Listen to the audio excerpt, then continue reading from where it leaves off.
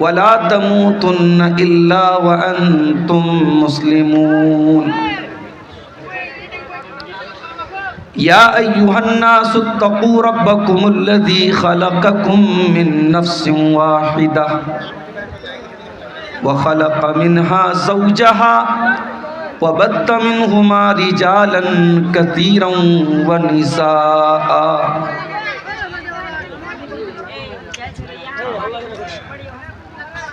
अरे खामोश हो जाओ भाई, तकरीर करने दो भाई।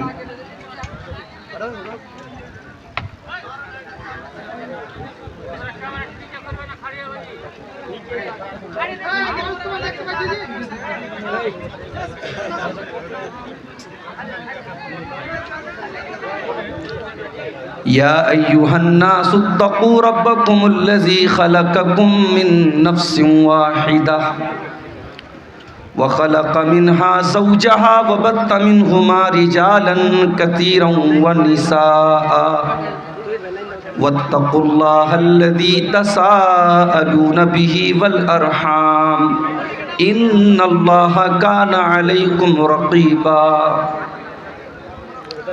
या अय्युहल्लज़ीना आमनुत्तक़ुल्लाहा वक़ूलू क़ौलन सदीदा युस्लिह लकुम अअमालकुम व यग़फ़िर लकुम ज़ुनूबकुम व मन युतिइल्लाह व रसूलहु फ़क़द फ़ाज़ फ़ौज़न अज़ीमा।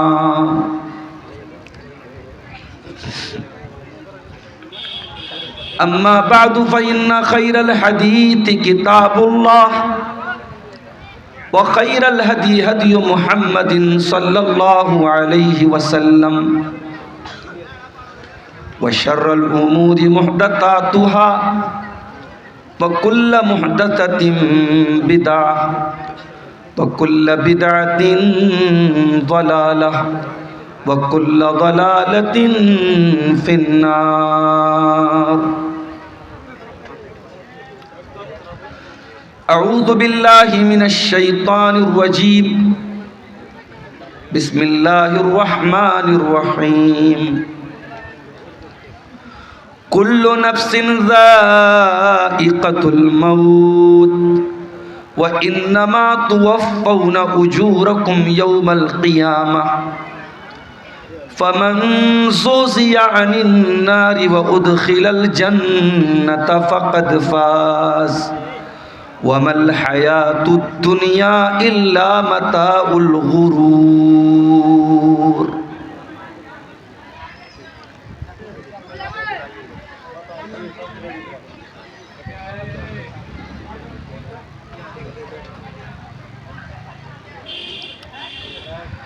जगह जी लगाने की दुनिया नहीं है, ये इबरत की जा है तमाशा नहीं है।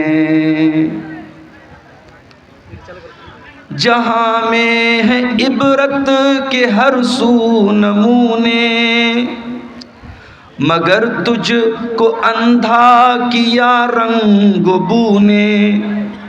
कभी गौर से भी ये देखा है तूने, जो मामूर थे वो महल अब हैं सूने।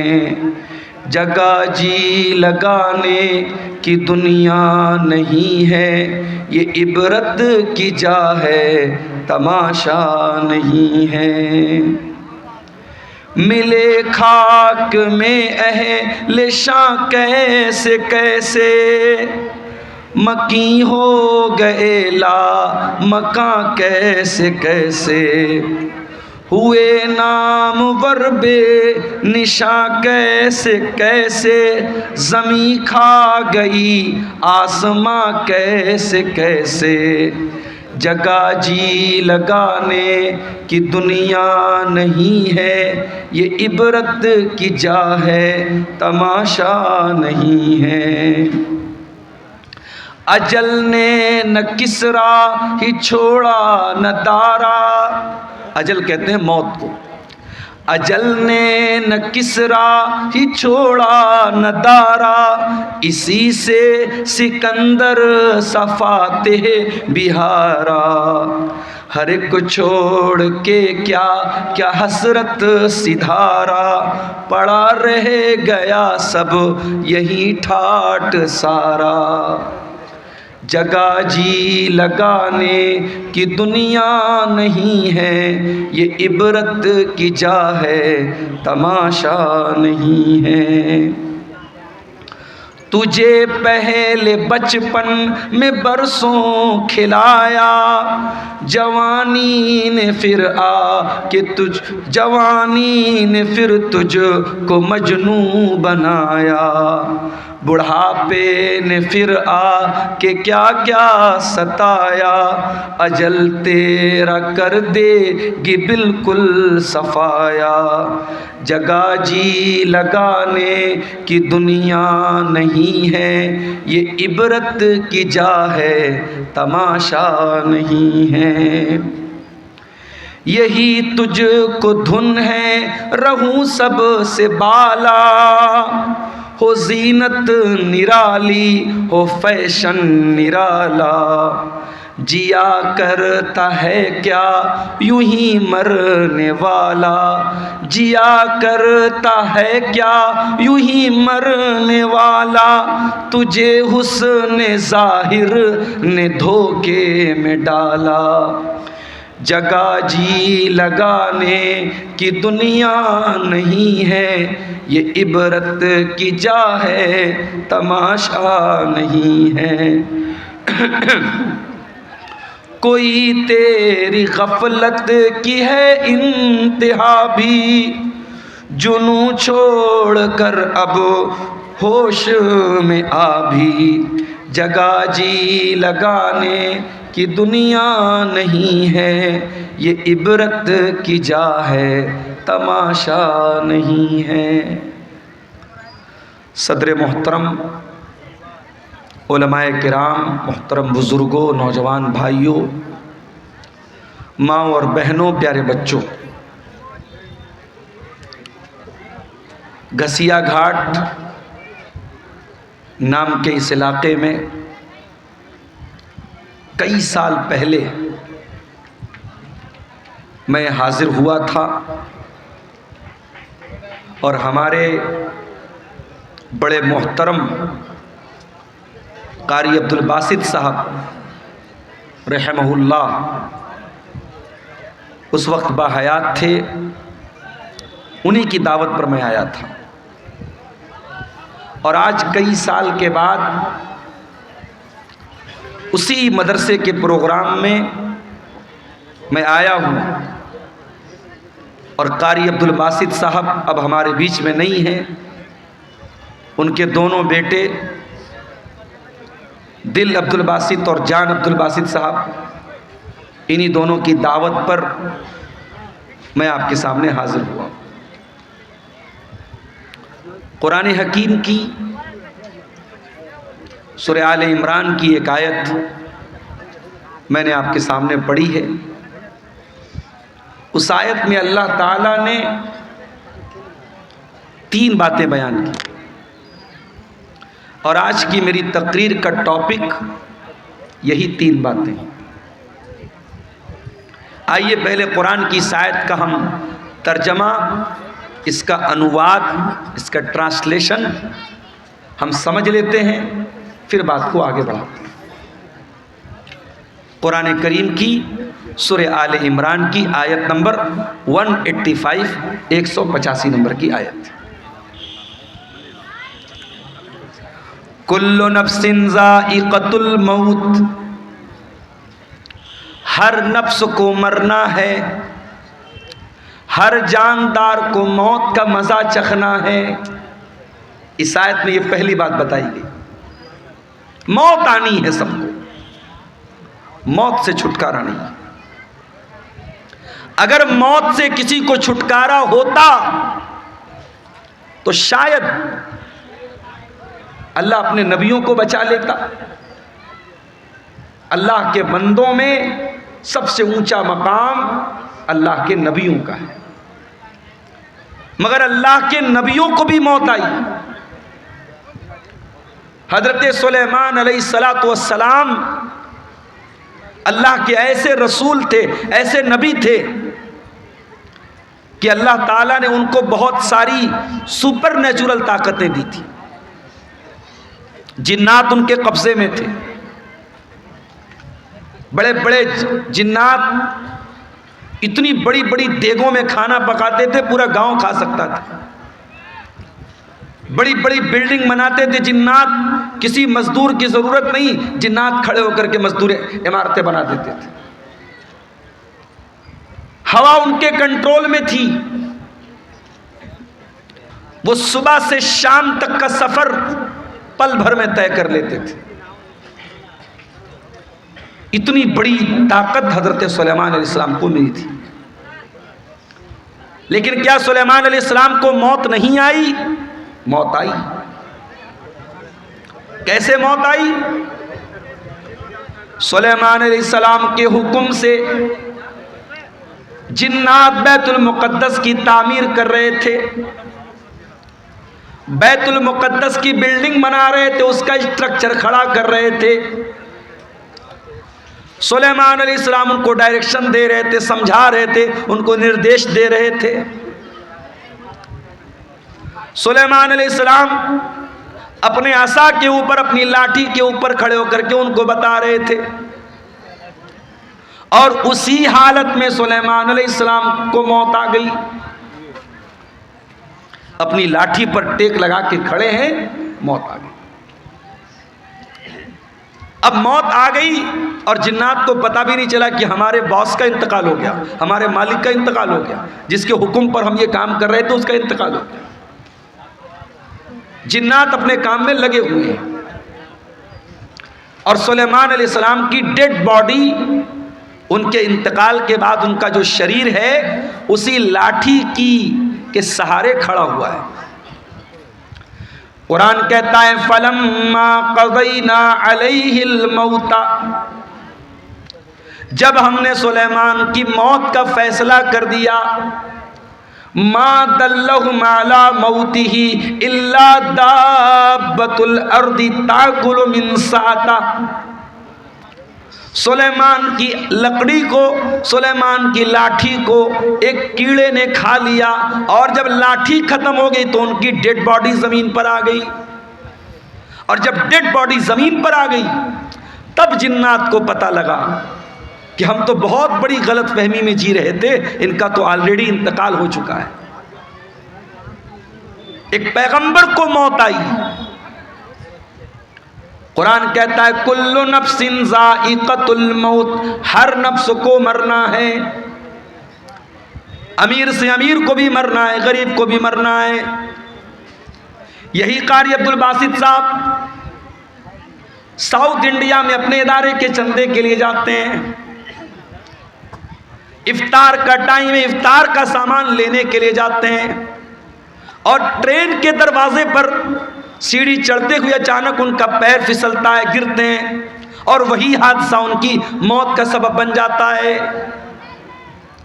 मेरे प्यारे भाइयों, हम नहीं जानते मौत कब आएगी, इसलिए कि 5 चीजों की जानकारी सिर्फ अल्लाह ताला को है। सूरह लुक़मान की आखिरी आयत उठाइए, इन्नल्लाहा इंदहु इल्मुस्साअह, अल्लाह ही को पता है कि क़यामत कब आएगी। क़यामत का एग्जैक्ट इल्म सिर्फ अल्लाह ताला को मालूम है। क़यामत की निशानियां बताई गई हैं, मगर क़यामत एग्जैक्ट कब आएगी, तारीख क्या होगी, दिन कौन सा होगा, ये हमें नहीं मालूम। इन्नल्लाहा इंदहु इल्मुस्साअह, क़यामत का एग्जैक्ट इल्म अल्लाह ताला के पास है। व युनज़्ज़िलुल गैथ, बारिश कब होगी, कितनी होगी, कहाँ होगी, अल्लाह को मालूम है। अभी कटिहार के 2-3 प्रोग्राम कैंसिल हो गए, मौसम खराब हो गया, बारिश हो गई। आपके इसी इलाके में सैलाब की वजह से बहुत सारे प्रोग्राम कैंसिल हो जाते हैं। मौसम कब चेंज हो जाए, कब तूफान आ जाए, कब सैलाब आ जाए, हम नहीं जानते। वयालमु मा फिल अरहाम, और रहमे मादर में क्या है, माँ के पेट में क्या है, सिर्फ अल्लाह को मालूम है। आप कहेंगे नहीं मौलवी साहब, आज के ज़माने में अल्ट्रासाउंड करा लो, मालूम हो जाता है लड़का है लड़की, ये पता चल जाता है। हालांकि सरकार की तरफ से प्रतिबंध है, गवर्नमेंट की तरफ से मना है, मगर पता लगाने वाले तब भी लगा लेते हैं। और कहीं ये पता चल गया कि माँ के पेट में लड़की है और ऑलरेडी 2-3 लड़कियां हैं, तो लड़की को माँ के पेट में ख़त्म भी करा देते हैं लोग, जिसको इंग्लिश में बोलते हैं अबॉर्शन, गर्भपात करा देते हैं, माँ के पेट में ही बच्ची को मार देते हैं। और हम कहते हैं साहब हम लोग बड़े पढ़े लिखे लोग हैं, बड़े सिविल्ड लोग हैं, बड़े तहजीब याफ्ता लोग हैं। अरे हमसे अच्छे तो 1400 साल पहले के अरब के वो जाहिली दौर में, दौर जाहिलियत के वो बद्दू थे, वो देहाती थे, वो जाहिल लोग थे जो अपने बच्चियों को मारते थे मगर पैदा होने के बाद मारते थे। बच्चियों को कत्ल करने की परंपरा, बेटियों को मारने का रिवाज 1400 साल पहले भी था। एक ऐसी सोसाइटी में जहां लड़की पैदा होने के बाद बाप बेचारा परेशान हो जाता था, क्या करूं? अगर बेटी के बारे में समाज को पता चलेगा कि मेरे घर में बेटी पैदा हुई है, समाज मुझे ताना मारेगा, तू क्यों बेटी को पाल रहा है। ऐसे भी कबीले थे, बहू लाएंगे, बीवी लाएंगे, मगर बेटी पैदा होगी उनके कबीले में बेटी को मार देते थे। बेटी का बाप बनना ये ऐब था। अल्लाह ने कुरान में उनका जिक्र किया, फरमाया वइज़ा बुश्शिरा अहदुहुम बिल उन्सा ज़ल्ल वजहुहु मुस्वद्दन व हुवा कज़ीम। बेटी के बाप को पता चलता था मेरे घर में बेटी पैदा हुई है, बाप का चेहरा काला पड़ जाता था। यतवारा मिनल कौम मिन सूइ मा बुश्शिरा बिही, वो अपनी कौम से अपना चेहरा छुपाया करता था। वो बेचारा सोच में पड़ जाता था, अयुमसिकुहु अला हुनिन अम यदुस्सुहु फित्तुराब, कि क्या करूं, अगर बेटी को पालता हूं तो समाज में अपमानित होना पड़ेगा, जलील होना पड़ेगा, और दूसरा रास्ता यह है अपनी बेटी को ले जाके जमीन में गाड़ दूं, दफन कर दूं। वो तो मिट्टी में जाकर के अपनी बेटी को दफन कर देते थे, मगर बेटी का जन्म होने के बाद ऐसा करते थे। आज का पढ़ा लिखा इंसान, आज का तरक्की याफ्ता इंसान, आज का सोसाइटी वाला इंसान क्या करता है, माँ के पेट में अल्ट्रासाउंड के जरिए पता लगा लेता है बेटी है, और डॉक्टर से कह करके एबॉर्शन करवा लेता है। कभी मौका मिले ना तो यूट्यूब पर जाकर के देख लेना कि एबॉर्शन कैसे होता है। अरे अरब के वो जाहिल लोग बेटी को जमीन में गाड़ते थे, बेटी एक बार तड़पती थी, एक बार रोती थी, उसके बाद जब उसकी जान खत्म हो जाती थी बेटी रोना बंद कर देती थी। मगर यहां उस बच्ची को जो बेचारी अभी दुनिया में नहीं आई है, माँ के पेट में 1 महीने का गर्भ है, 2 महीने का गर्भ है, 3 महीने की प्रेगनेंसी है, इसने ले जाके डॉक्टर से कहा एबॉर्शन कर दो। डॉक्टर ने एबॉर्शन किया और वीडियो के अंदर ये दिखाया जाता है कि माँ के पेट में जब एबॉर्शन होता है उस बच्चे को टुकड़े टुकड़े करके मारा जाता है। उस बच्चे को, उस मासूम बच्ची को जो अभी माँ के पेट में अभी पूरी तरीके से तैयार भी नहीं हुई है, अभी वो तैयार होने के प्रोसेस में है, उसको एबॉर्शन के जरिए टुकड़े टुकड़े करके उसकी बॉडी के, उसके शरीर के टुकड़े टुकड़े करके मार दिया जाता है। वाह रे इंसान, कितना बड़ा जालिम है। तो कल भी बेटी का कातिल था, तो आज भी बेटी का कातिल है। आज भी बेटियों को लोग कत्ल कर देते हैं। और क्यों कत्ल करते हैं? हमारी और आपकी वजह से। ये समाज, ये सोसाइटी जो अपने आप को बड़ी दीनदार कहती है, तो साल में जलसे कराती है, जो प्रोग्राम कराती है, जिसके चेहरे पर लंबी दाढ़ी है, जिसके माथे पर सज्जे का निशान है, इसी समाज में जहेज चलता है, इसी समाज में बारात चलती है, इसी समाज में गरीब की बेटी की शादी करने के लिए गरीब बेटी का बाप लोन लेता है, जमीन बेचता है, जायदाद बेचता है, फिर अपनी गरीब लड़की की शादी करता है। उस गरीब इंसान जिसके पास 3-4 बेटियां हों, वो अपनी बेटियों को अपने सीने का बोझ समझता है। इसके जिम्मेदार कौन है? इसका जिम्मेदार पूरा समाज है, पूरा मुआशरा है। बेटी को बोझ बना के रखा है आपने। बेटी बोझ नहीं है मेरे भाई, बेटी रहमत होती है। अगर बेटी बोझ होती, अल्लाह ने अपने नबी को 4 बेटियां न दी होती। अल्लाह ने अपने आखिरी नबी को, अपने सबसे महबूब नबी को अल्लाह ने 4 बेटियों का बाप बनाया। और माफ़ करना, मेरे नबी सिर्फ बेटियों के बाप नहीं थे, बेटियों की जान थे। मेरे नबी अपनी बेटियों की आंख में कभी आंसू नहीं देखते थे। मेरे नबी अपनी बेटियों से बहुत मोहब्बत करते थे। अल्लाह कह रहा है वयालमु मा फिल अरहाम, माँ के पेट में क्या है ये मैं ही जानता हूँ, कोई नहीं जानता। अल्ट्रासाउंड के जरिए डॉक्टर ये बता देगा कि माँ के पेट में होने वाले बच्चे का जेंडर क्या है, लड़का है या लड़की है, लेकिन डॉक्टर ये नहीं बता पाएगा वो बच्चा पैदा होने के बाद दुनिया में कितने दिन जिंदा रहेगा। डॉक्टर ये भी नहीं बता पाएगा वो लड़का या बच्चा या बच्ची दुनिया में आने के बाद नेक बनेगा या बुरा बनेगा, नमाजी बनेगा या बेनमाजी बनेगा, मुसलमान बनेगा या काफिर बनेगा, वो क्या बनेगा, उसका कैरेक्टर क्या होगा, उसका मिजाज क्या होगा, अल्लाह सब जानता है। वयअलमु मा फिल अरहाम, रहम मादर में जो बच्चा है उसका XYZ सब अल्लाह जानता है। और चौथी चीज़ वमा तदरी नफ्सुम माज़ा तक्सिबु गदा, और कोई नहीं जानता कि वो कल क्या करेगा। आप सोचते हैं कल कहीं प्रोग्राम है, आप पहले से प्लानिंग बना के बैठे कल मुझे प्रोग्राम में जाना है, अचानक कोई मामला आ गया, कोई हादसा हो गया, कोई ट्रेन लड़ गई, कोई बस गिर गई, कोई रोड पे जाम हो गया, कोई मर गया, कोई बीमार पड़ गया, कुछ भी हो सकता है। हम नहीं जानते, हम फाइनल और कंफर्म नहीं जानते कि हम कल क्या करेंगे। एक प्लानिंग करते हैं, एक अंदाज़ा करते हैं, लेकिन कंफर्मेशन हम नहीं बता सकते कि हम कल क्या करेंगे। और 5वीं चीज़ वमा तदरी नफ्सुम बिअय्यि अर्दिन तमूत, और कोई नहीं जानता कि वो कहाँ मरेगा। कारी अब्दुल बासित साहब ने भी नहीं सोचा होगा कि मैं कटिहार के और नाभा कौन सा है ये जिला कौन सा है, कटिहार के घसिया घाट का रहने वाला, क्या उन्होंने सोचा होगा कि मैं साउथ इंडिया में जाके केरला में जाकर के मेरा इंतकाल हो? नहीं, उनके बच्चों ने नहीं सोचा होगा। कोई नहीं जानता कब मरेगा, कहाँ मरेगा। तो ये 5 चीज़ें सिर्फ अल्लाह को मालूम है। और इंसान बेचारा इतना फुदक रहा है, इतना नाज कर रहा है। अरे तुझे मौत आएगी, और ये मौत जब आएगी तेरी औकात तुझको बता देगी।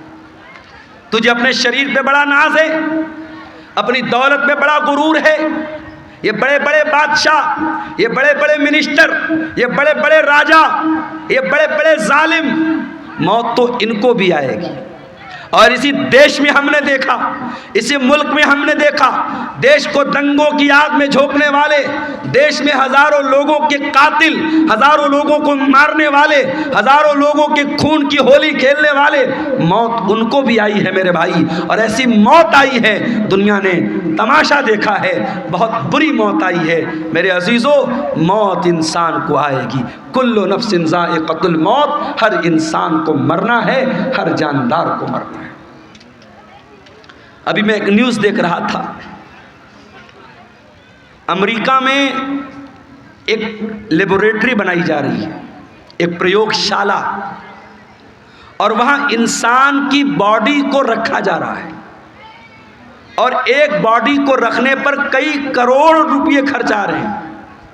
और इंसान बॉडी को रख करके क्या प्लानिंग कर रहा है, दोबारा इस मुर्दा को हम जिंदा कैसे करें, इस पर वहाँ रिसर्च हो रही है। बहुत सारे लोग पैसा खर्च करके अपनी बॉडी को उसमें प्रिजर्व करवा रहे हैं और इस पर रिसर्च चल रही कि कैसे मुर्दा इंसान को जिंदा किया जाए।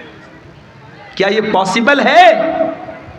कुरान कहता है ये पॉसिबल नहीं है। कुरान करीम उठाओ, सूरह वाक़िया के अंदर अल्लाह फरमाता है फलौला इदा बलगतिल हुल्कूम व अंतुम हीनइज़िन तंजुरून। मेरे बंदो, जब तुम्हारी मौत का टाइम आएगा, जब तुम्हारी जान हलक तक पहुंच जाएगी और तुम देखोगे मरने वाले के जो करीबी रिश्तेदार हैं वो पास में बैठे हुए हैं और उनके सामने इंसान को मौत आएगी। कभी आपने किसी को मरते हुए देखा है? इत्तेफाक से मेरे नाना का जब इंतकाल हुआ तो मैं वहाँ पे था। जैसे ही इंसान का इंतकाल होता है, इंसान की आंखें ऊपर उड़ जाती हैं, क्योंकि रूह जो होती है ना, जब फरिश्ता लेके जाता है तो इंसान की आंखें फटी की फटी रह जाती है और अगर मुंह खुला है तो मुंह खुला का खुला रह जाता है। मरने वाले को तुम देख रहे हो कि वो मर रहा है। वनहनु अक़रबु इलैहि मिनकुम वलाकिन ला तुबसिरून। माँ का इंतकाल हो रहा है, बच्चे बगल में बैठे, बाप का इंतकाल हो रहा है, बेटे बगल में बैठे हैं। बेटों को ये लग रहा है कि बाप से सबसे ज़्यादा करीब हम हैं, बेटी को ये लग रहा है माँ से सबसे ज़्यादा करीब हम हैं। अल्लाह कहता है वनहनु अक़रबु इलैहि मिनकुम वलाकिन ला तुबसिरून। मरने वाले से सबसे ज़्यादा करीब हम हैं। फलौला इन कुंतुम गैर मदीनीन तरजिऊनहा इन कुंतुम सादिकीन। ऐ मेरे बंदो, अगर तुमको ये लगता है कि कोई अल्लाह नहीं है, कोई रब नहीं है, कोई मौत देने वाला नहीं है और तुम किसी के अंडर में नहीं हो, तुम किसी के पावर में नहीं हो, तो ज़रा मरने वाले को दोबारा जिंदा करके दिखा दो, ज़रा रूह को वापस डाल के दिखा दो। नहीं कर सकते। मुर्दा जिंदा नहीं हो सकता मेरे भाई। जो मर गया वो मर गया, अब मरने के बाद दोबारा उसके अंदर जान नहीं डाल सकते। ये है मौत। और कभी गौर करना, मौत हमारी बेबसी बताती है। जब हमारा इंतकाल होता है ना, दुनिया में मैं आपके सामने आया हूँ कुर्ता पायजामा सदरी पहन के आया हूँ, मरेंगे तो क्या पहनेंगे? कफन पहनेंगे। दुनिया में नहाने जाएंगे, कोई लक्स से नहा रहा है, कोई लाइफ बॉय से नहा रहा है, कोई सिंथॉल से नहा रहा है, कोई अलग अलग ब्रांड के साबुन इस्तेमाल कर रहे हैं। जाड़े का मौसम है, हम गर्म पानी करके नहा रहे हैं। घरों में जो पैसे वाले लोग हैं गीजर लगवाते हैं।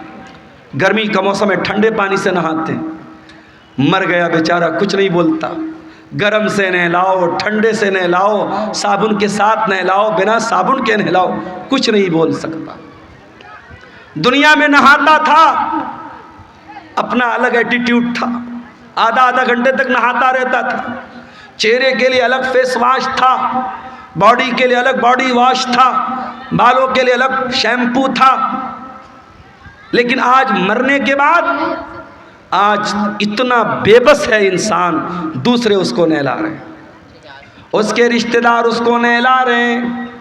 वो बेचारा ये कहने की ताकत भी नहीं रखता कि मैं तो लक्स से नहाया करता था, तुम मुझे बैर की पत्तियों से क्यों नहला रहे हो? मैं तो फला साबुन से नहाया करता था, मेरा फेवरेट साबुन कहाँ है, मेरा शैम्पू कहाँ है, मेरा बॉडी वॉश कहाँ है, मेरा फेस वॉश कहाँ है? वो बेचारा ये कहने की ताकत भी नहीं रखता कि मैं तो दुनिया में पानी हमेशा गर्म करके नहाया करता था, तुम मुझे ठंडे पानी से क्यों नहला रहे हो? दुनिया में नहाता था, बाथरूम में पैक होकर के नहाता था, आज उसके नहलाने वाले, उसके घर वाले उसको नहला रहे हैं, उसके बदन का कपड़ा भी नहीं उतर रहा है, कैंची से उसका कुर्ता काटा जा रहा है, कैंची से उसकी बनियान को काटा जा रहा है, उसका तहबंद उतारा जा रहा है, उसका अंडरवियर उतारा जा रहा है। आज उसकी शर्मगाह को दूसरे लोग खोल करके नहला रहे हैं। अल्लाह अकबर, कितनी बेबसी है मेरे भाई। नहला दिया गया, अब कफन का नंबर आया। इस्लाम की तालीम देखो, अमीर आदमी को भी वही कफन देना है, गरीब को भी वही कफन देना है। वही सूती कपड़ा है, वही सफ़ेद चादर है। दुनिया में बहुत रंगीन रंगीन पहन करके चला करता था, ब्रांडेड कपड़े पहना करता था, महंगे कपड़े पहना करता था। आज मरने के बाद उसी सूती चादर में उसी सूती चादर में तुझको कफनाया जा रहा है, उसी सूती कफन में तुझको कफनाया जा रहा है।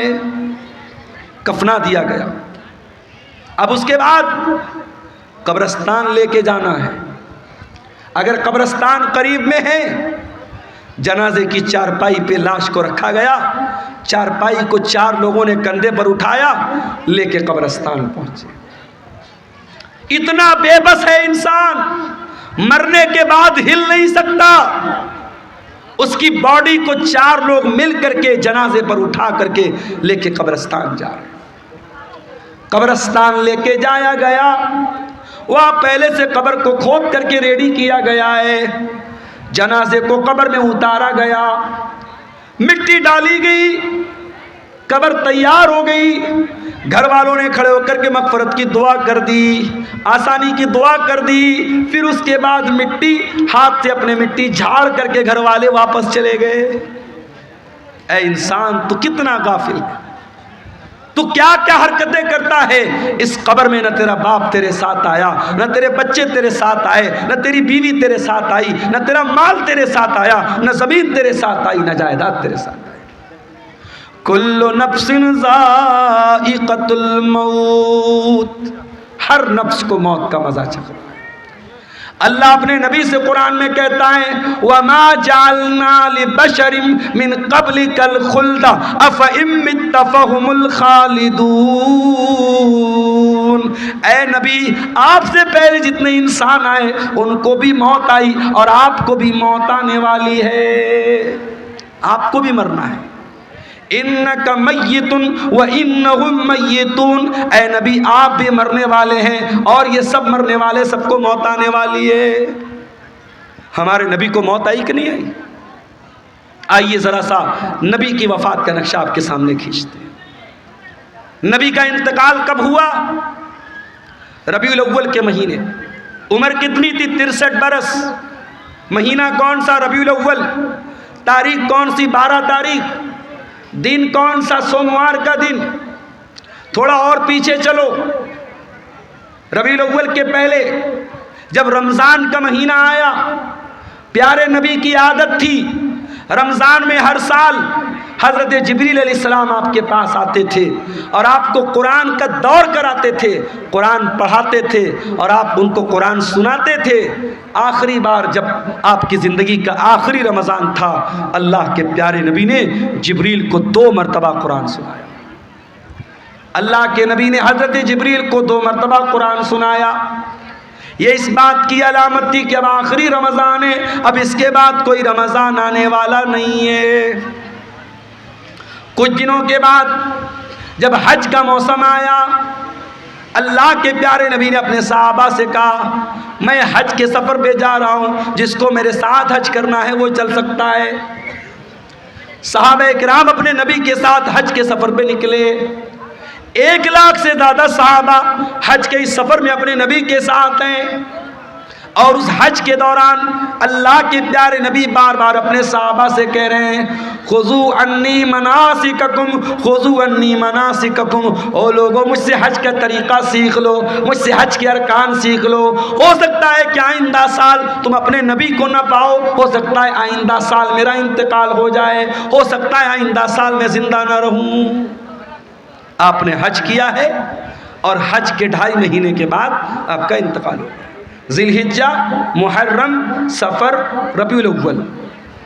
ज़िलहिज्जा में आपने हज किया है, रबीउल अव्वल में आपका इंतकाल हुआ है। इंतकाल से पहले आपने हज़रत मुआज़ इब्न जबल रज़ी अल्लाह तआला अन्हु को यमन भेजा था। इस्लाम का दाई बनाकर, इस्लाम का मुबल्लिग बनाकर आपने यमन भेजा था। आज हमारा नौजवान दिवाली का त्यौहार आता है, बड़े शौक़ से मिठाई खाता है। मैं इस मसले को नहीं छेड़ रहा हूँ कि दिवाली की मिठाई खाना जायज़ है या नाजायज़ है, उस मसले को छोड़ दो। लेकिन आज हालात क्या हैं? आज बिहार के बहुत सारे मुसलमान दिवाली का त्यौहार मना रहे हैं।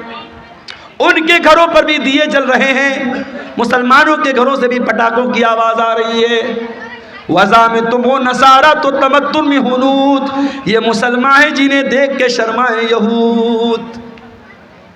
तेरा गैर मुस्लिम भाई शिर्क कर रहा है, अल्लाह को छोड़कर अपने देवी देवता की इबादत कर रहा है। तेरा फर्ज क्या था, तेरा कर्तव्य क्या था, तेरी ड्यूटी क्या थी कि तू तौहीद समझाता, तू शिर्क से मना करता, तू बताता ये महापाप है, ये गुनाह है, अल्लाह ही हमारा पालनहार है, अल्लाह ही हमारा माबूद है। अपने गैर मुस्लिम भाई को तू इस्लाम की दावत देता, इस्लाम की तबलीग करता, मगर तू तो शौक से बैठ के मिठाई खा रहा है। तू तो उसके त्यौहार में, उसके शिरकिया काम में सेलिब्रेट कर रहा है। शिर्क को कभी सेलिब्रेट नहीं किया जाएगा मेरे भाई, शिर्क को हमेशा निगलेक्ट किया जाएगा, शिर्क को हमेशा रिजेक्ट किया जाएगा, शिर्क की हमेशा तरदीद की जाएगी, शिर्क को कभी सेलिब्रेट नहीं किया जाएगा। यह मसला याद रखना। अल्लाह के नबी ने मुआज़ इब्न जबल को यमन इस्लाम का दाई बना के भेजा। हज़रत मुआज़ इब्न जबल ऊँटनी के ऊपर सवार है और ऊँटनी की नकेल अल्लाह के रसूल के हाथों में है। अल्लाह के नबी हज़रत मुआज़ इब्न जबल को नसीहत कर रहे हैं, समझा रहे हैं, बुझा रहे हैं, उनको बातें बता रहे हैं। बातें बताते हुए आपने कहा, ऐ मुआज़, हो सकता है कि आइंदा साल जब तुम मदीना में आओ तो तुम्हारा गुज़र तुम्हारे नबी की कब्र के पास। ऐ मुआज़, हो सकता है कि आइंदा साल जब तुम आओ तो अपने रसूल को न पाओ और रसूल की जगह तुम्हें रसूल की कब्र नजर आए और रसूल की कब्र के पास से तुम्हारा गुजर। हदीस के अल्फाज हैं, इतना सुनना था कि मुआज़ इब्न जबल रोने लगे, आंखों से आंसू जारी हो गए। अय अल्लाह के नबी, क्या वो दिन भी देखना पड़ेगा, आपकी जुदाई को सहना पड़ेगा, आप भी अब कोता के मुफारकत दे के चले जाएंगे, आप भी हमें छोड़ के चले जाएंगे। ये मंजर याद करके हज़रत मुआज़ इब्न जबल रोने लगे। जब वो रोने लगे तो अल्लाह के प्यारे नबी ने मदीना की तरफ इशारा किया, मदीना की तरफ इशारा किया और आपने फरमाया, ऐ मुआज़ इब्न जबल, इन्ना औलन नास बी अल मुत्तकून मन कानू वहैसु कानू। ऐ मुआज़, कान खोल करके सुन लो, अगर मुझसे मोहब्बत करते हो और क़यामत के दिन मेरे साथ रहना चाहते हो, मुत्तकी बन जाना, परहेजगार बन जाना, अल्लाह से डरने वाले बन जाना। जो मुत्तकी होंगे, जो परहेजगार होंगे, वो हमेशा मेरे साथ रहेंगे। ये बशारत आपने सुनाई। मेरे भाइयों, नबी को एहसास तो हो गया था कि आपका इंतकाल होने वाला है।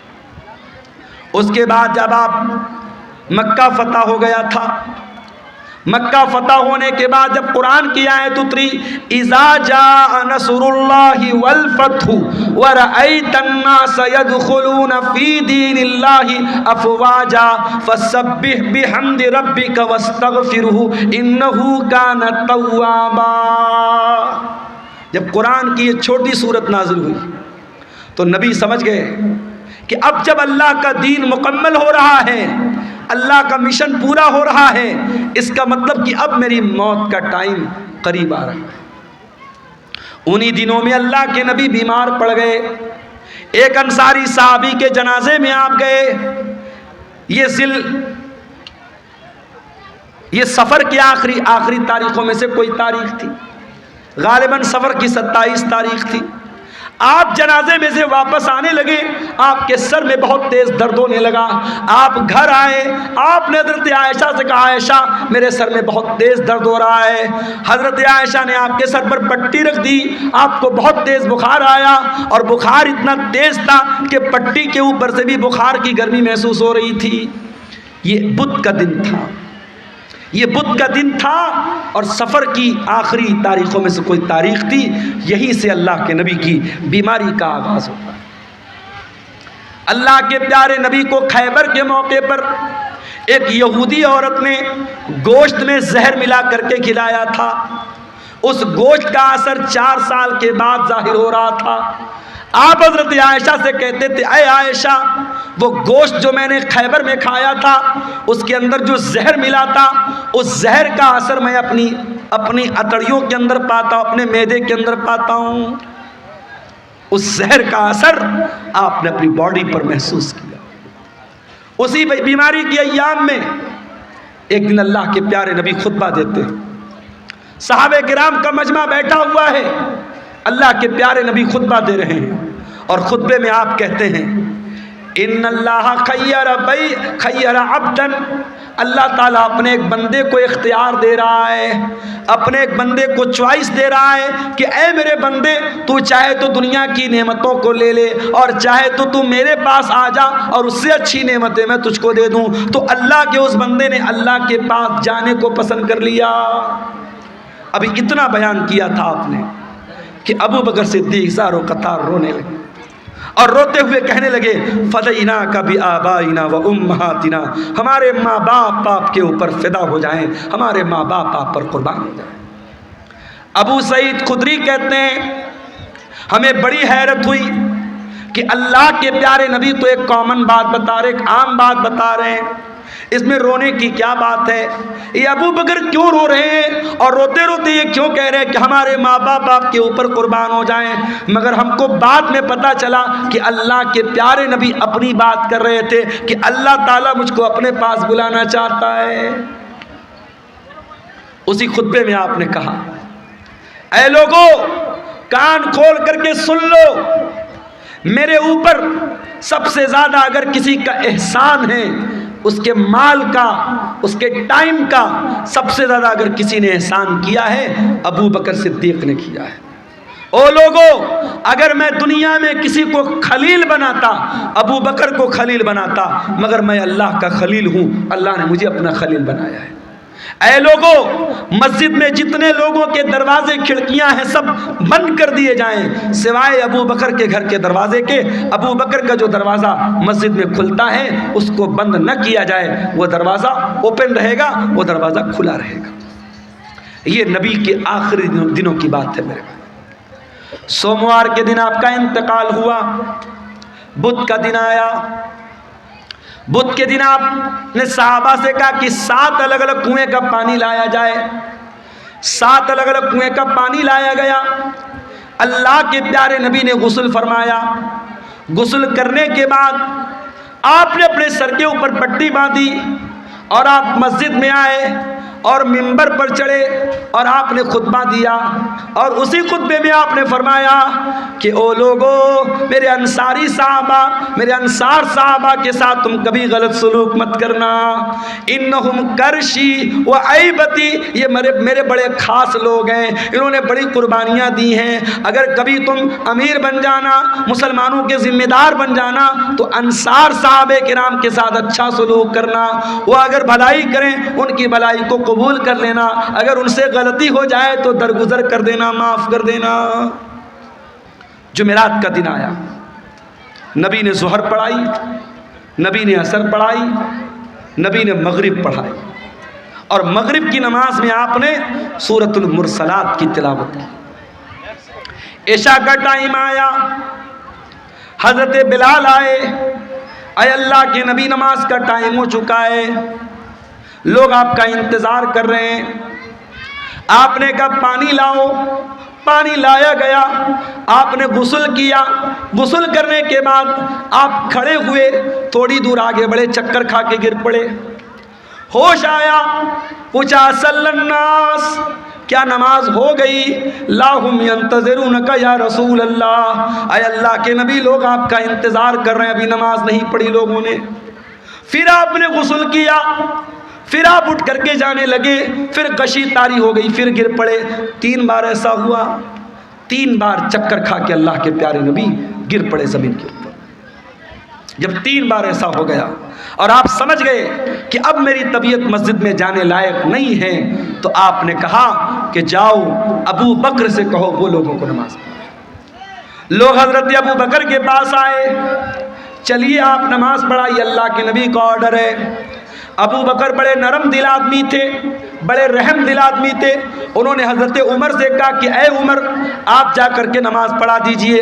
हज़रत उमर ने कहा नहीं, अल्लाह के नबी ने आपको परमिशन दी, आप चल करके नमाज़ पढ़ाइए। 17 टाइम की नमाजें नबी की ज़िंदगी में, नबी के आखिरी अय्याम में अबू बकर सिद्दीक ने पढ़ाई। जुमेरात के दिन की इशा की नमाज, जुमा की 5 टाइम की नमाज, शनीचर को 5 टाइम की नमाज, इतवार को 5 टाइम की नमाज और सोमवार की फजर की नमाज। ये टोटल 17 नमाजें हज़रत अबू बकर सिद्दीक ने अल्लाह के प्यारे नबी की ज़िंदगी में आखिरी दिनों में पढ़ाई थी।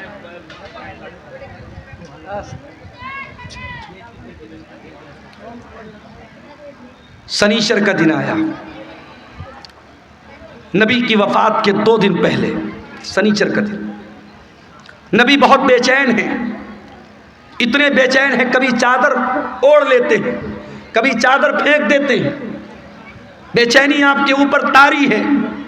उस बेचैनी के आलम में नबी ने फरमाया, लानतुल्लाहि अलल यहूदी वन नसारा, अल्लाह की लानत हो यहूदियों के ऊपर और ईसाइयों के ऊपर, अल्लाह की लानत हो यहूद और नसारा के ऊपर। इत्तखज़ू क़ुबूर अंबियाइहिम मसाजिद, उन्होंने अपने नबियों की कब्रों को मस्जिद बना लिया, अपने नबियों की कब्रों पर जाकर के सजदा करने लगे। ओ लोगों, तुम मेरी कब्र पर ऐसा कुछ मत करना।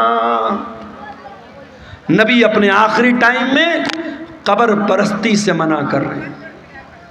जिस नबी ने अपनी वफात से 2 दिन पहले अपनी उम्मत को शिर्क से रोका है और कब्र परस्ती से रोका है, आज सीमांचल को छोड़ दीजिए। सीमांचल अल्हम्दुलिल्लाह इस बुराई से बहुत हद तक पाक है। आप बिहार के और इलाकों में चले जाइए, आप झारखंड के इलाकों में चले जाइए, आप बारसोई चले जाइए, आप कलकत्ता चले जाइए, आप बिहार के सहरसाम में चले जाइए।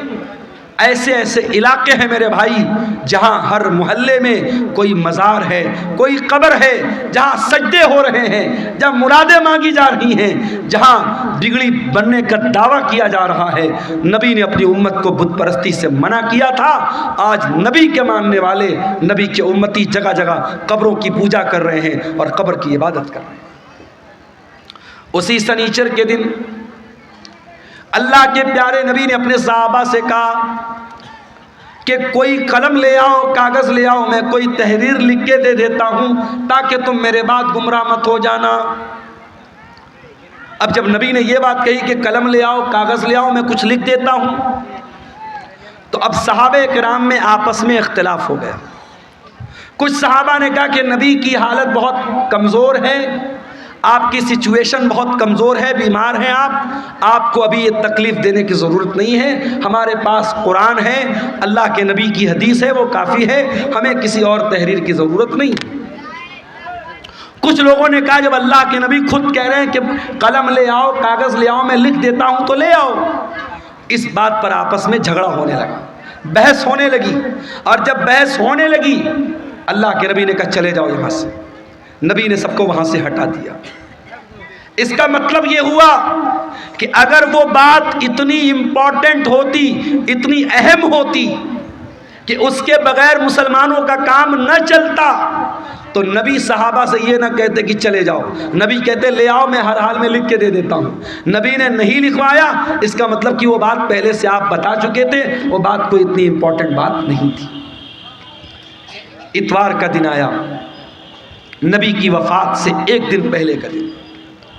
नबी ने अपने सारे गुलामों को आज़ाद कर दिया। नबी के घर में जितने हथियार थे, तलवार थी, ढाल थी, ज़रा थी, सब आपने मुसलमानों के लिए वक्फ कर दिया। इतना ही नहीं, आपके घर में 7 दीनार थे, आपने उनको भी सदका खैरात कर दिया। इतवार का दिन गुजारने के बाद जब रात आई है और चिराग जलाने के लिए तेल की ज़रूरत पड़ी है, तो अम्मा आयशा कहती है मेरे पास तेल नहीं था, मुझे पड़ोसी से मांगना पड़ा, तब जाकर कि मोहम्मद रसूलुल्लाह के घर में चिराग जला है, रोशनी हुई है। अल्लाह अकबर। मेरी प्यारी माँ और बहनों, आज आपका चप्पल आपकी पसंद का ना आए, आपका कपड़ा आपकी पसंद का ना आए, आपकी पसंद की ज्वेलरी आपका शौहर ना लाए, तो मियाँ बीवी में झगड़ा हो जाता है। बीवी कह देती है अरे जाइए, आपके साथ तो शादी करके मैं फंस गई, शादी करके फंस गई आपके साथ, आप तो कभी मेरी पसंद का सामान नहीं लाते हैं। आज शौहर अपना दिल और कलेजा निकाल के रख दे तब भी बीवी खुश नहीं होने वाली। वो एक लतीफ़ा है ना कि एक मौलवी साहब थे, बहुत अच्छी तकरीर करते थे, बहुत पब्लिक उनकी बड़ी इज्जत करती थी, बड़ा लोग एहतराम करते थे, और घर में जो उनकी घरवाली थी वो उनकी इज्जत ही नहीं करती थी, उनको मानती नहीं थी। तो एक दिन उनकी घरवाली ने कहा, अरे सुनते हो, रात मैंने ख्वाब देखा एक बुजुर्ग हवा में उड़ रहे हैं, एक बुजुर्ग को देखा मैंने कि हवा में उड़ रहे हैं। मैं तो देख के बड़ी अचंभित हो गई, हैरान हो गई। तो मौलवी साहब ने कहा कि अरे पागल, वो बुजुर्ग मैं था जिसको तुमने हवा में उड़ते हुए देखा था। कहा अच्छा आप थे, इसीलिए थोड़ा टेढ़ा टेढ़ा उड़ रहे थे, सीधा नहीं उड़ रहे थे। तो बीवी कभी शौहर की तारीफ करने को तैयार नहीं होती है, ये मिजाज होता है मेरे भाइयों बीवियों का। लेकिन आप देखिए नबी की बीवियों ने कैसी जिंदगी गुजारी है। नबी ने अपनी बीवियों को कोई लग्जरी लाइफ नहीं दी, कोई शानदार घर नहीं है, कोई शानदार कपड़ा नहीं है, कोई शानदार फर्नीचर नहीं है। नबी की हयात का आखिरी दिन है और नबी के घर में जो चिराग जल रहा है, चिराग की बत्ती का तेल भी उधार मांग के लाया गया है। सोमवार का दिन आता है, नबी अकरम की ज़िंदगी का आखिरी दिन है। अल्लाह के प्यारे नबी फजर की नमाज का टाइम होता है, बिस्तर से उठते हैं, अपने कमरे के दरवाजे पर आते हैं, पर्दा हटाते हैं, सामने सहाबे किराम नमाज पढ़ रहे हैं। अबू बकर सिद्दीक नमाज पढ़ा रहे और सहाबे किराम नमाज पढ़ रहे हैं। ये मंजर देख करके अल्लाह के नबी बहुत खुश होते हैं और आपके चेहरे पर मुस्कुराहट आ जाती है। आप जब मुस्कुराने लगते हैं तो सहाबे किराम नमाज की हालत में अपने नबी की मुस्कुराहट को महसूस कर लेते हैं। सहाबे किराम समझ जाते हैं कि अल्लाह के नबी अपने कमरे के दरवाजे पर आए हैं। सहाबे किराम ताली बजाने लगते हैं, लुकमा देने लगते हैं हज़रत अबू बकर सिद्दीक को कि जल्दी से पीछे चले आओ, अल्लाह के नबी आ चुके हैं। लेकिन जब अल्लाह के नबी ने महसूस किया कि सहाबे किराम चाहते कि मैं इमामत कराऊं, तो आपने इशारा किया कि नमाज पूरी करो, और उसके बाद आपने पर्दा गिरा दिया। ये आखिरी नज़र थी, सहाबा कहते हैं आखिरी दीदार था जो हमने अपने नबी का किया था। फजर का टाइम ख़त्म हुआ, चाश्त का टाइम शुरू हुआ, सूरज आसमान की तरफ बुलंद होने लगा।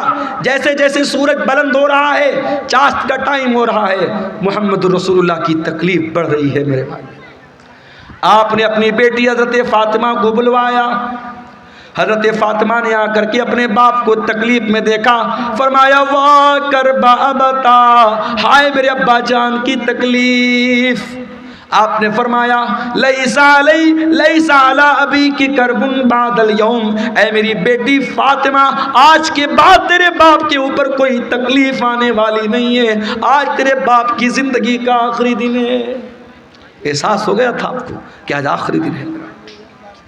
फिर आपने हज़रत फ़ातिमा के कान में कहा, ऐ फ़ातिमा, मैं बहुत जल्द दुनिया से जाने वाला हूँ, मैं छोड़ करके तुमको दुनिया से जाने वाला हूँ, तेरा बाप तुझसे जुदा होने वाला है। ये सुन करके हज़रत फ़ातिमा की आंखों से आंसू आ गए। फिर आपने उनके कान में फरमाया, ऐ फ़ातिमा, मेरे अहले बैत में, मेरे घर वालों में सबसे पहले तुम मुझसे मिलोगी, तुम्हारा इंतकाल सबसे पहले होगा, और ऐ फ़ातिमा, तुम तमाम जन्नती औरतों की सरदार बनोगी। जब हज़रत फ़ातिमा ने यह सुना, उनके चेहरे पर मुस्कुराहट आ गई। आपने हसन और हुसैन को बुलाया, उनकी पेशानी को चूमा और लोगों से कहा कि मेरे ये नवासे हैं, इनका ख्याल करना, इनके हुकूक का ख्याल करना, इनके साथ कोई जुल्म न होने पाए। फिर आपने अपनी बीवियों को बुलवाया, तमाम बीवियां इकट्ठा हो गईं। आपने उनको वाज़ो नसीहत की, उनको समझाया, उनको अच्छी अच्छी बातें बताईं। उसके बाद आपने ये भी फरमाया, दो चीज़ों की आपने वसीयत की। उस बेचैनी की आलम में जब आपकी ज़बान से अल्फाज भी सही तरीके से नहीं निकल रहे थे, आपने फरमाया अस्सलात अस्सलात व मा मलकत ईमानुकुम, ओ लोगो, नमाज की पाबंदी करते रहना, नमाज का ख्याल करते रहना, और अपने गुलामों का, अपने नौकरों का, अपने मातहतों का ख्याल करना। नमाज की पाबंदी करना और अपने अंडर में काम करने वाले अपने नौकरों, अपने खादिमों का खास ख्याल रखना। हज़रत अब्दुर्रहमान इब्न अबू बकर मिसवाक लेकर के आए, नबी की नज़र मिसवाक पर पड़ गई। आपने हज़रत आयशा को इशारा किया कि मैं भी मिसवाक करना चाहता हूँ। हज़रत आयशा ने अपने भाई से मिसवाक ली और मिसवाक को अपने दांतों से नरम किया और वो मिसवाक अल्लाह के नबी को दे दी। अल्लाह के प्यारे नबी ने अपनी वफ़ात से कुछ देर पहले मिसवाक किया। उलमा कहते हैं अगर किसी को अंदाज़ा हो जाए कि मेरा इंतकाल होने वाला है, मेरी मौत होने वाली है, आखिरी टाइम में मिसवाक करना भी अल्लाह के नबी की सुन्नत है। उसके बाद आपने वहीं पर एक प्याले में पानी रखा हुआ था। आपको अपने ऊपर मौत की शक्तियां महसूस हुई। क्या बात है, क्यों उठ रहे हैं आप? हैं? बारिश हो रही है?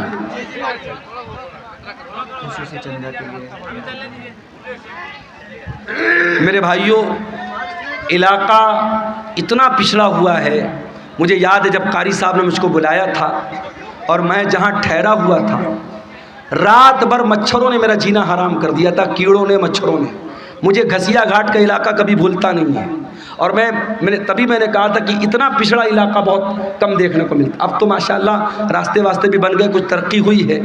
इस इलाके में ये कारी अब्दुल बासित साहब ने ये इदारा खोला है और आप जानते हैं ये जलसा इदारे के चंदे के लिए जलसा हो रहा है। ये बार बार बताने की ज़रूरत नहीं है। मैं बंगाली उलमा की तरह चंदा करने वाला मुकर्रिर नहीं हूँ, लेकिन मैं आपसे गुजारिश करता हूँ ये जलसे वालों की मेहनत पर पानी मत फेरिए। बारिश हो रही है, हल्की फुल्की बारिश हो रही है, अगर हो भी रही थोड़ा बहुत भीग भी गए तो मसला नहीं है, लेकिन आप इस इदारे के ऊपर पैसों की बारिश ज़रूर करके जाइएगा। और जो भी चंदा 100, 200, 1000, लाख, 2 लाख जो भी आप दे के जा सकते हैं, इदारे का ताउन करके जाइएगा। खुसूसी तौर पर ये मेरी आपसे गुजारिश है, इदारा आपके ताउन का मोहताज है। इलाका आप देख रहे हैं, इदारे की ज़रूरत आप देख रहे हैं। मैं रसूल की वफ़ात का वाक़या बयान कर रहा हूँ। थोड़ी देर और आपके सब्र का इम्तिहान लेता हूँ, फिर मैं आपसे इजाज़त ले लूँगा। अल्लाह के नबी का आखिरी टाइम है मेरे भाई, और मौत की शिद्दत आप महसूस कर रहे हैं। आपने मौत की उस शिद्दत में अपने चेहरे पर पानी डाला और आपने कहा अल्लाहुम्मा इन्नी अला सकरातिल मौत, आय अल्लाह मेरी मदद कर, मौत की सख्तियों पर मेरी मदद कर।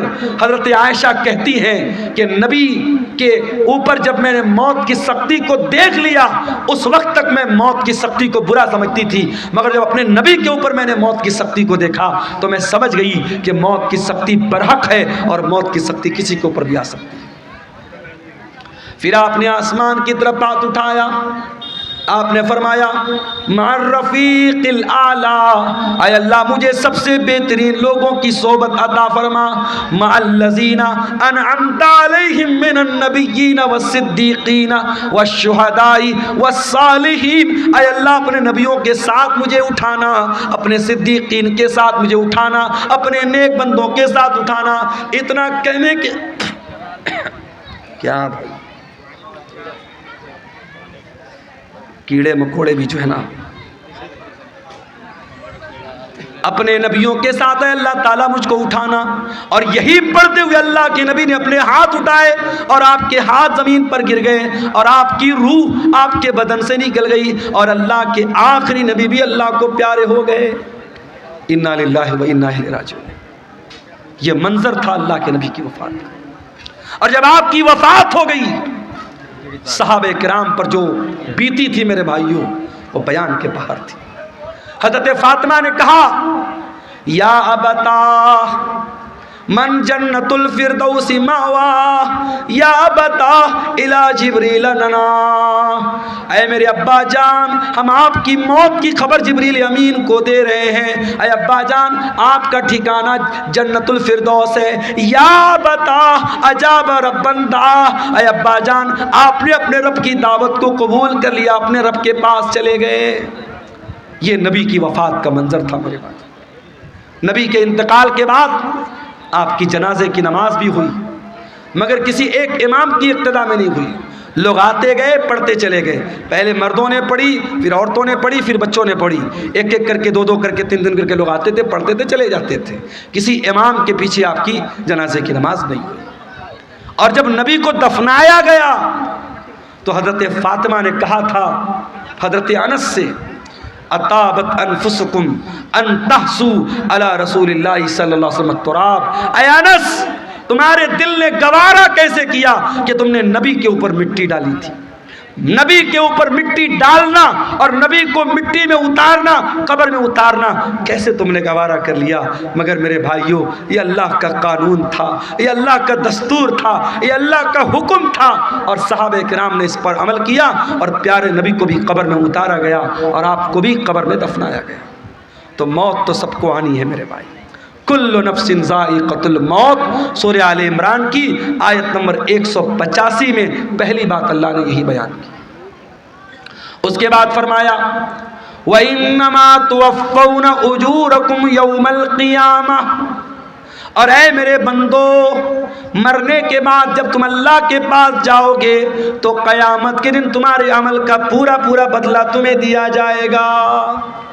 दुनिया में जो अच्छा अमल किया, जो बुरा अमल किया, जो नेकी किया, जो गुनाह किया, सबका बदला अल्लाह ताला क़यामत के दिन तुमको देगा। दुनिया में नेकी का फल मिल भी सकता है, नहीं भी मिल सकता है। गुनाह की सज़ा मिल भी सकती है, नहीं भी मिल सकती है। मगर नेकी और गुनाह की असल जो उसकी जज़ा है, जो सज़ा है, वो आखिरत में मिलेगी। दुनिया दारुल अमल है, आखिरत दारुल जज़ा है। यहाँ अमल करोगे, यहाँ बदला मिल भी सकता है, नहीं भी मिल सकता है, लेकिन वहाँ बदला मिलेगा। व इन्नमा तुवफ़्फ़ौना उजूरकुम यौमल क़ियामह, तुम्हारे अमल का पूरा पूरा बदला तुमको क़यामत के दिन दिया जाएगा। ये दूसरी बात अल्लाह ने बयान की। और तीसरी बात, फ़मन ज़ुज़िया अनिन नारि व उदख़िलल जन्नह, जिसको क़यामत के दिन अल्लाह ताला जहन्नम की आग से बचा लेगा और जन्नत में दाखिल कर लेगा, वही कामयाब होने वाला है।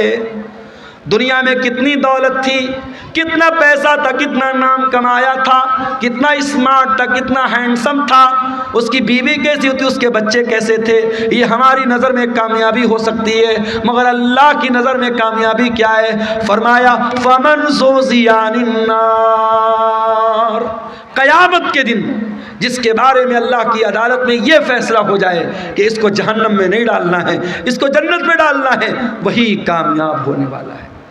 मेरे भाई, दुनिया में कोई IAS का एग्ज़ाम पास कर ले, कोई IPS का एग्ज़ाम पास कर ले, कोई पुलिस की भर्ती का एग्ज़ाम पास कर ले, कोई टीचिंग के एग्ज़ाम में पास हो जाए, अखबार में नाम आता है, घर वाले मिठाई बांटते हैं, मेरे बेटे ने नीट पास कर लिया, मेरा बेटा IAS के एग्ज़ाम में पास हो गया, मेरी बेटी ने मेडिकल का एग्ज़ाम पास कर लिया। ज़रा सोचो कितनी खुशी का लम्हा होगा जब क़यामत के दिन अल्लाह की अदालत में ये फ़ैसला होगा, मेरा ये बंदा पास हो गया, ये मेरा बंदा पास हो गया, इसको जन्नत में लेके जाओ।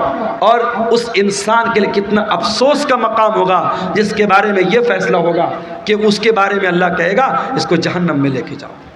मेरे अजीज़ों, कामयाबी ये है, इस कामयाबी को हासिल करना है, इसके लिए हमें मेहनत करना है।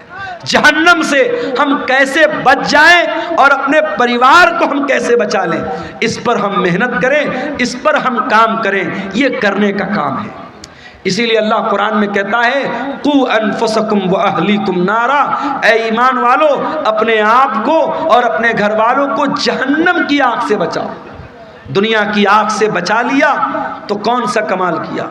दुनिया की आग में इंसान एक बार जलेगा, जल के ख़त्म हो जाएगा, मगर क़यामत के दिन की जो जहन्नम की गर्मी होगी मेरे भाइयों, वो बार बार जहन्नम की आग में इंसान को जलाया जाएगा, तड़पाया जाएगा।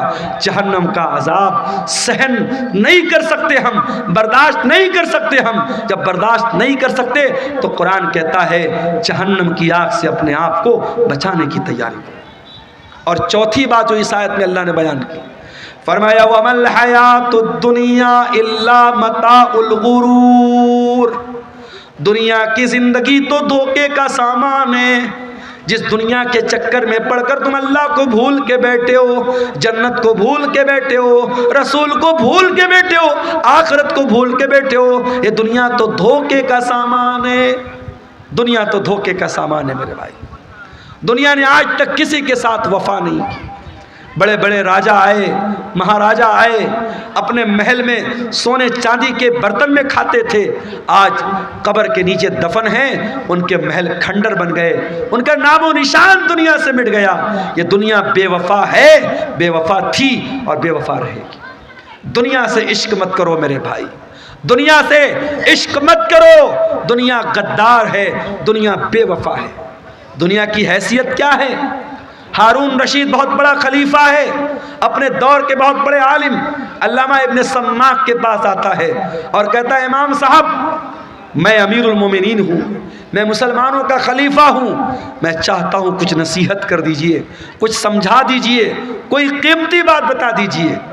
इब्न सम्माक ने कहा, अमीरुल मोमिनीन बुरा मत मानिएगा, मैं बस एक सवाल आपसे करना चाहता हूँ। मान लीजिए आप किसी सहरा में जा रहे हैं, सारा सामान आपका खत्म, खाने पीने की सारी चीज़ें खत्म, और आपको बहुत ज़ोर की प्यास लगी है, और प्यास इतनी ज़ोर की लगी है कि अगर पानी नहीं मिला तो आप मर जाएंगे।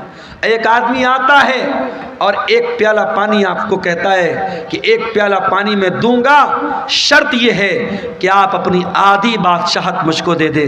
तो ऐ अमीरुल मोमिनीन, आप क्या करेंगे? उसको बादशाहत दे देंगे और पानी लेकर के जान बचाएंगे या बादशाहत बचाएंगे?